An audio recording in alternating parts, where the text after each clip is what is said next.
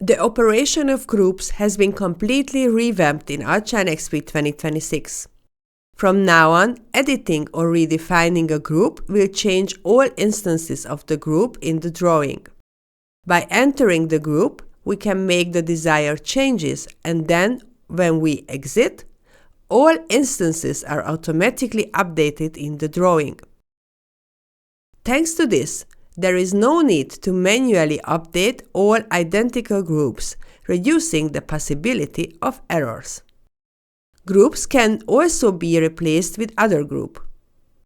Select the group you want to replace and specify the new one from the library. If you want to deselect a group from automatic updating, you can do so. In this case, this group will not follow the changes made to the original group. Replacing the group will re-establish the connection that was previously removed.